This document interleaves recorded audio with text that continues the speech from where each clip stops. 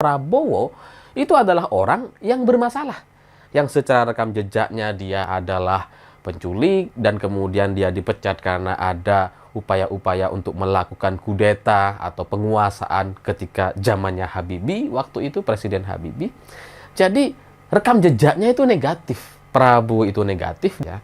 Dan hari ini itu kalau kita lihat dari 3 paslon, secara garis start memang yang bermasalah adalah Gibran gitu. Kalau Caimin, mungkin Caimin itu ada masalah dikit lah gitu ya, karena dia mengambil alih Anies dari Demokrat. Mungkin Demokrat ada yang kecewa, tapi kekecewaan Partai Demokrat pasti lebih besar kepada Anies Baswedan dibandingkan Caimin.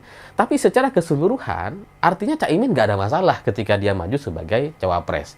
Pak Mahfud MD sebaliknya gitu ya, bukan cuma nggak punya masalah, malah mendapatkan nilai plus gitu, karena di banyak lembaga survei sebelum ada penetapan cawapres ini, hanya Pak Mahfud yang punya elektabilitas dibandingkan yang lain gitu. Caimin tuh nggak punya elektabilitas, apalagi Gibran. Dia maju juga karena ada proses di MK, ada intervensi di MK.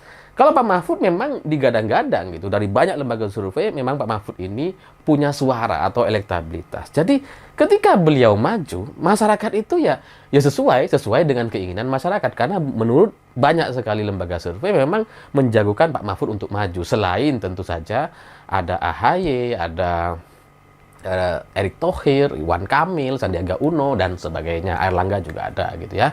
Tapi Pak Mahfud itu cukup tinggi nilainya waktu itu. Jadi secara garis start, ini sudah berbeda.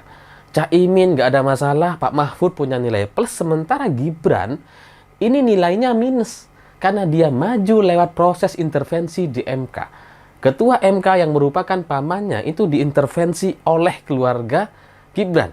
Makanya kemudian terjadilah putusan yang seharusnya tidak pernah diputuskan oleh MK, yaitu secara undang-undang diubah untuk membolehkan Gibran maju sebagai cawapres.